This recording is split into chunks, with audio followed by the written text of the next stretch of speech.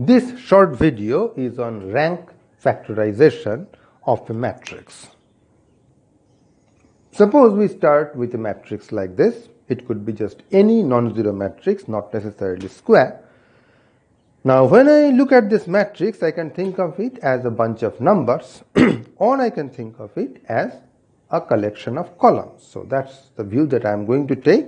So it's consisting of three columns, 2, 4, 6, 20, 40, 60 and 1, 2, 3. Now the first thing that strikes our eye is that all the columns are basically multiples of each other. They are all multiples of, say, 1, 2, 3. So if I consider these as three vectors, then all these things lie in the span of 1, 2, 3, or equivalently they all lie in the span of 2, 4, 6. So a basis of the column space consists of only, say, any one of them. Suppose I take the last one. Now since I say it is the basis, so all the other things can be expressed as a linear combination of the last vector, that is as multiples of the last vector. Let's do that. So what I do is I take my basis 1, 2, 3. Then this is a multiple of that. So if you multiply this with 2, you will get that. So I will write the 2 here. 2 times this is the first column. I will get this if I multiply this by 20. So I will write the 20 here. Similarly, I will get this if I just leave it as itself, which means multiplying it with 1 and make a row vector out of this. You will notice that this is actually equal to that. Because if you do matrix multiplication, for the first column, you will multiply this with 2, giving you this. For the second column with 20. For the third column with 1. Now that is an example of a rank factorization. So the main idea of rank factorization is you start with a matrix, a non-zero one, and look at all its columns, find a basis of the column space, and express all the columns as linear combinations of that basis. Let's take another example. In this example, I am working with a 4 by 3 matrix. Again, I look at the 3 columns and I quickly recognize that if I add these and these and take average, I will get this, because this is 1, 2, 3, 4, 5, 6, 7, 8, 9, 10, 11, 12. So if I add the first and last and divide by 2, I will get the middle one. So this gives me the idea that the first and the third columns, they form a basis of the column space. So I extract them 1, 2, 3, 4 and 9, 10, 11, 12. Now I will try to express the first column as a linear combination of these two, which is very easy. I just have to multiply this with 1 and multiply this with 0.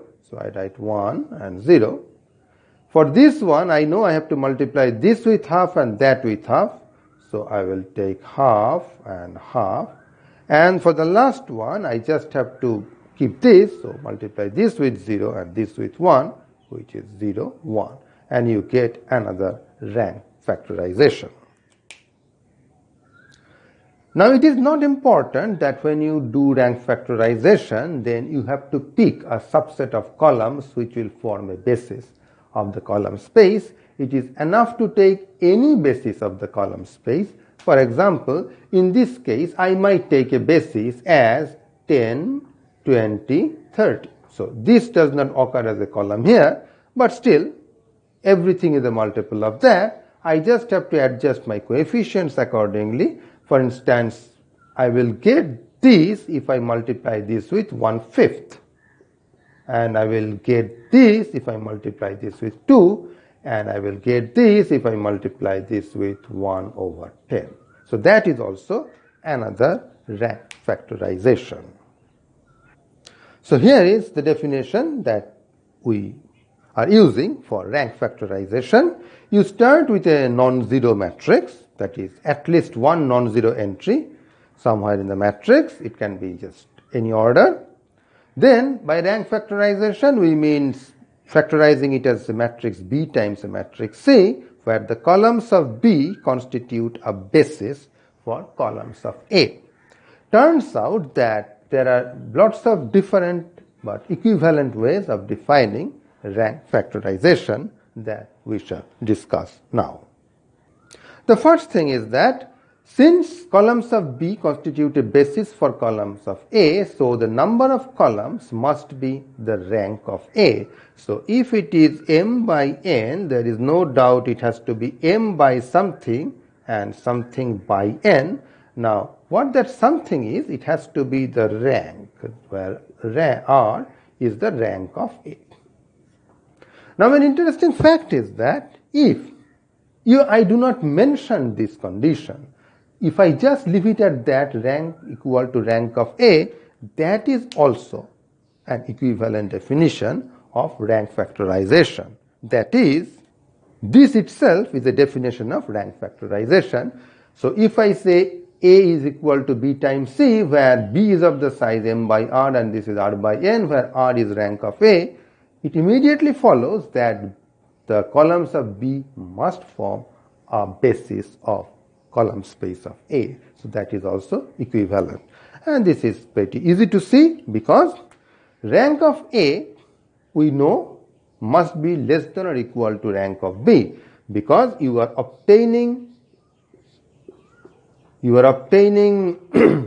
A by multiplying B with something. By matrix multiplication, rank can never go up, so this has to be the case.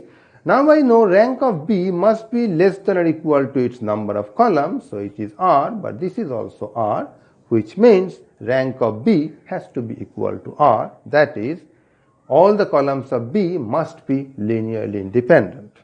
And the fact that A is equal to B times C means all columns of B are linear combinations of columns of B, which means that the columns of B form a basis of columns of A.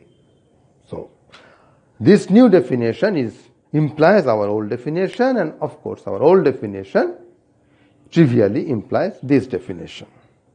So you already have these two equivalent ways of defining rank factorization. Each implies the other. Now here is a third equivalent way, which is sort of the dual to this. A is factorized as B times C, where the rows of C constitute a basis of row space of A, and the proof is very similar, that these are all equivalent. I already know these are equivalent, so I can show that these and these are equivalent.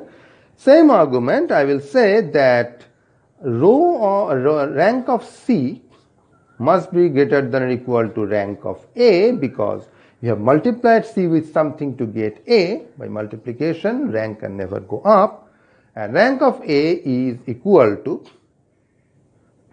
so I am assuming that I am starting with this, so that is R, and C by the very this is equal to R. So I am just a little confused, sorry. So I am trying to show that these two things are equivalent, so I will have to start from something clearly. So suppose I start from this and I want to show this. That's what I am showing. So rank of C is greater than or equal to rank of A, which is equal to R, and rank of C is already given to be rank of C is also less than or equal to R, because that's the number of rows. So that forces rank of C to be exactly equal to R. That is the rows of A. So rows of C are linearly independent. It's a full row rank matrix. Number of row is R, and the dimension of the row space is also R. So all of them must be linearly independent. And also the very fact that A equal to B times C means all the rows of A are already linear combinations of rows of C, so they form a basis. So this implies that, and that this implies this is just immediately trivial, because Rows of C forms a basis of row space of A. So if R is rank of A, the number of row here must be R. So it must be R times something. Because you want to form the product, it has to be N here. And because you form to this product, it has to be R cross M. So it has to be of that form. Done. So that is basically our main discussion about rank factorization. Now an important question is, when you see a proof, a bigger proof, you suddenly see a line like, now let's consider a rank factorization of such and such matrix. Now how do we really understand when to take a rank factorization? Now unfortunately there is no sure unique way of figuring that out. However, in most cases, in many cases, we see that whenever we are working with some subspace, say S of some Rn, we need to take a basis. So that is a very common requirement.